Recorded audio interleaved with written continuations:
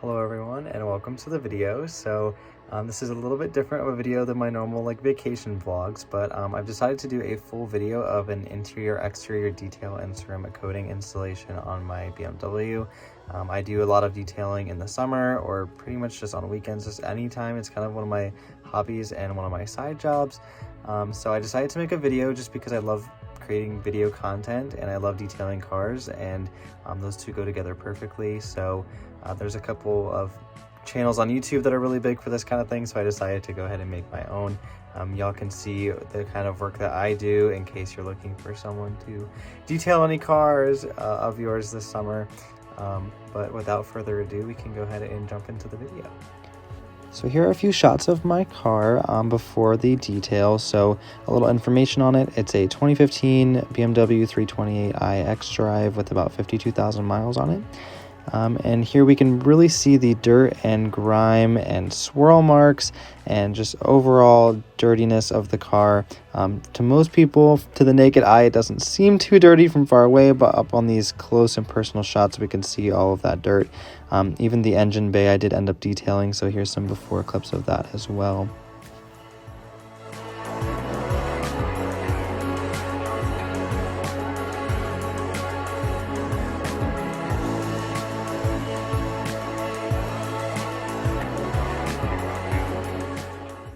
So now we're getting into the interior of the car, and as you can see, it's not too dirty.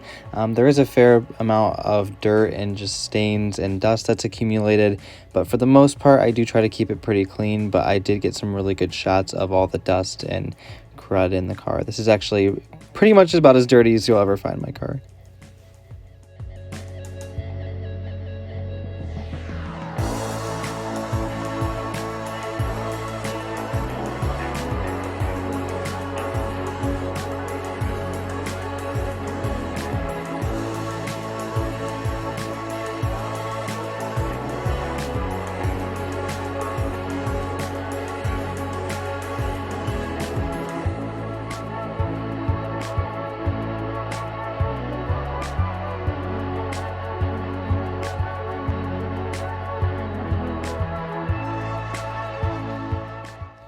So in this close-up shot of one of my rims, you can see all the brake dust and the tar that's built up on the body panels surrounding the rims, and just overall how dirty they get.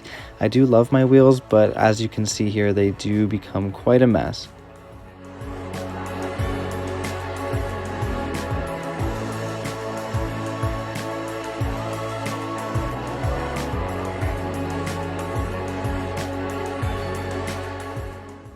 So now we're actually going to get into the washing stage, and I'd like to say I actually had to end up filming this and washing my car in 2 separate days. It got way colder than I anticipated, and the water started to freeze onto the car, so I had to give up. But this is the power washing stage. As you can see, in any normal detail that I would do, I always power wash the car. It really helps to get a lot of the dirt and grime off before I have to contact the paint with the mitt. It kind of reduces on scratching and just really helps me out.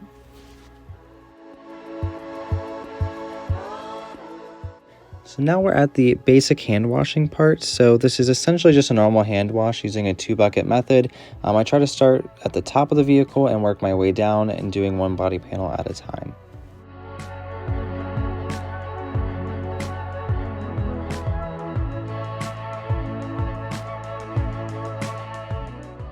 One of the tools I like to use in a detail is a boar's head detail brush. So here you're seeing me kind of clean off my emblems and some cracks and crevices with it. It's really good to get those hard to reach places that a normal wash mitt may not get. It's especially important to use if you're going to be doing some type of wax, sealant, or coating like I'm going to be doing on mine.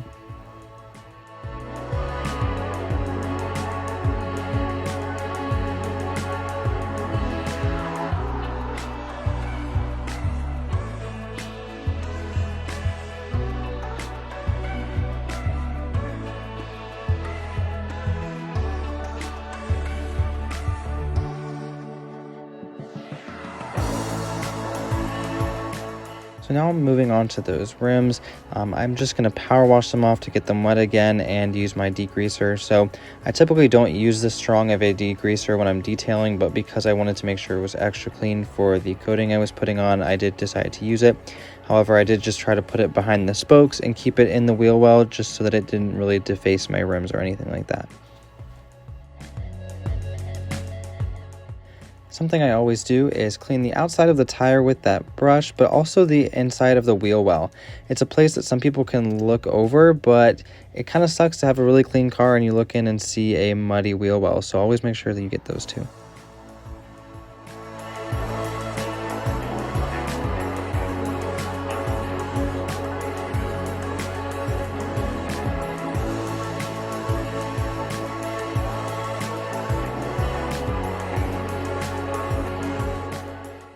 Also, don't forget to hit the lug nuts and that logo with the boar's head brush just to be safe. So I opted to detail my engine bay as well, and here you're seeing me apply that degreaser again. You need to be careful when you're doing an engine bay just because there's a lot of parts that you don't really want to mess up in there.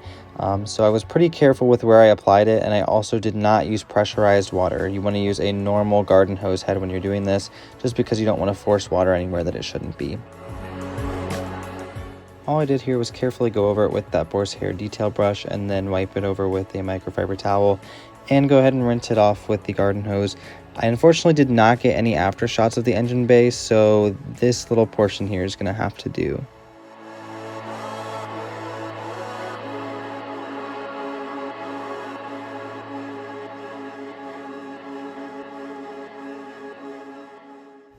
The next stage of my detail is what's called a clay bar. So I'm actually not using a clay bar, I'm using a clay mitt here. But essentially what it does is removes all the bugs and the tar and the contaminants that are on your paint. It's kind of a pain in the butt to do. You have to do it one panel at a time, but it is essential when you're applying any type of coating. We're now going to go ahead and move into the interior portion of this detail. So after we get those trash items and just large items out of the way, we can go ahead and move on to the vacuuming stage. So I do use another detail brush to get into the cracks and crevices to get all the dust and just particles out of those cracks that a normal rag or vacuum usually can't get out. So I'm going to go ahead and do this to the entire interior, the dashboard, and then vacuum the floor, as we'll see coming up soon. And I didn't record it, but obviously I do go down and wipe down every single surface with a wet microfiber towel.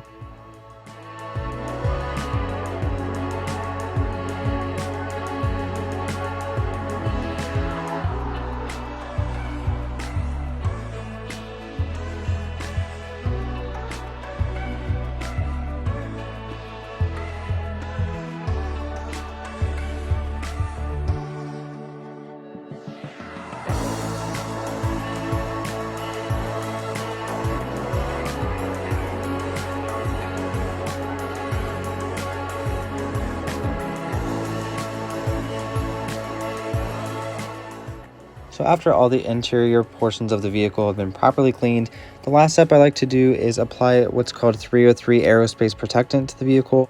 This product is a UV protectant, which means it's going to protect the interior surfaces of your car from the harmful UV rays of the sunlight, which is going to keep your interior looking newer for longer. It also just gives it a nice clean finish. It doesn't leave it oily or greasy like some products do. I really like the way that it kind of just leaves a matte shine, making it look new and fresh without being greasy or oily.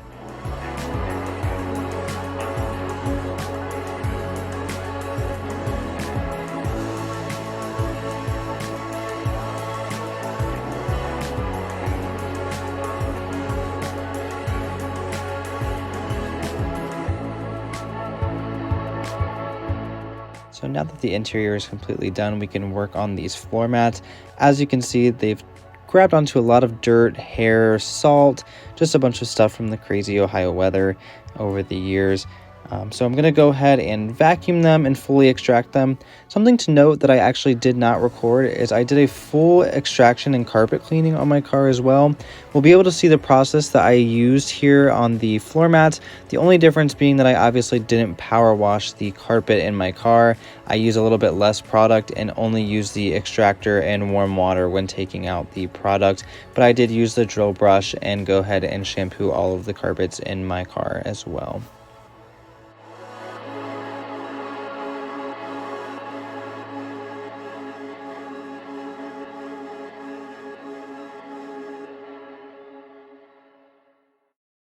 Now, I know you might be a little nervous about power washing your floor mats, but let me assure you they will be fine. You can just use the extractor if that makes you more comfortable, but honestly, it's pretty easy just to blast all the stuff out with the power washer, extract the extra water out using the extractor, and then let them dry out in the sun like I did here.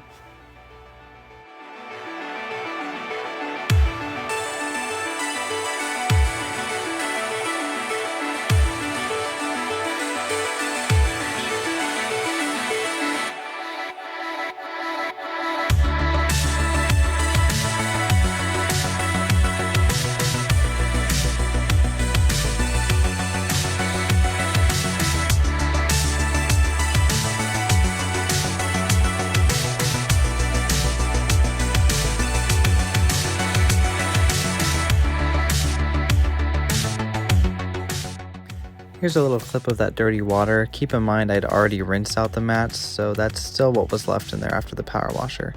Kinda gross. So now it's time to pull the car into the garage and get started on the tough stuff. So pretty much everything I've already done so far is what I would do on a normal detail. And here I would just coat the car with wax, but this is where this detail is a bit different from the rest of them. Now you might be wondering why I'm masking off the windows. I pretty much masked off anything that wasn't the paint surface because we're going to do a full paint correction. That consists of a compound and a polish, which is a two-step process to remove all the scratches and swirl marks from the car.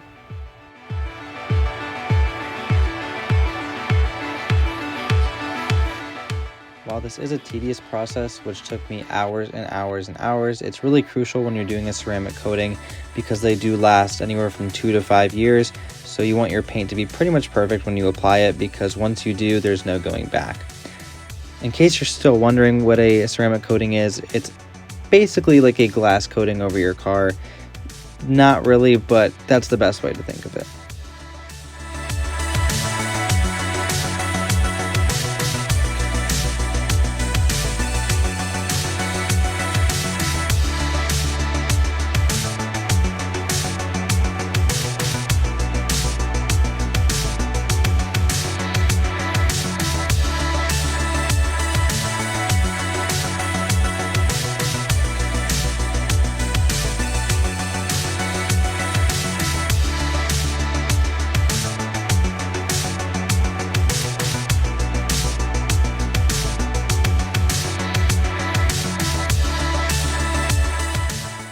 So after using this method twice on the car, one time for compound and the other time for polish, you could probably guess that I was pretty tired after hours and hours of this, so I didn't actually record myself applying the ceramic coating, but I did apply it in 2x2 to 3x3 areas, and it was pretty much the same thing I'm doing here. I applied it, waited about 90 seconds, and then buffed it off.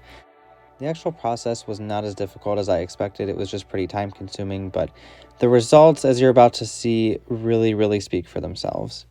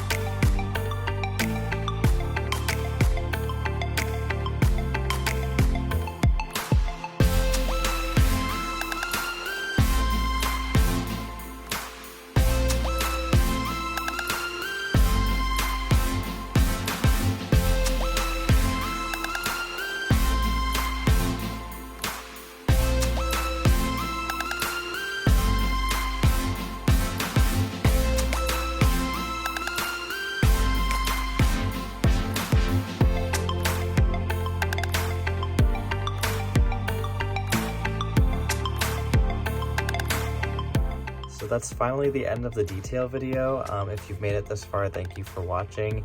It took about 22 hours in total. I don't think I would ever do that again. but it was definitely worth it. I'm super happy with how it turned out. The car looks brand new. I couldn't be happier, and it saved me a lot of money. This job in a shop was going to cost about $1,000 to $2,000, and I did it all for about $120.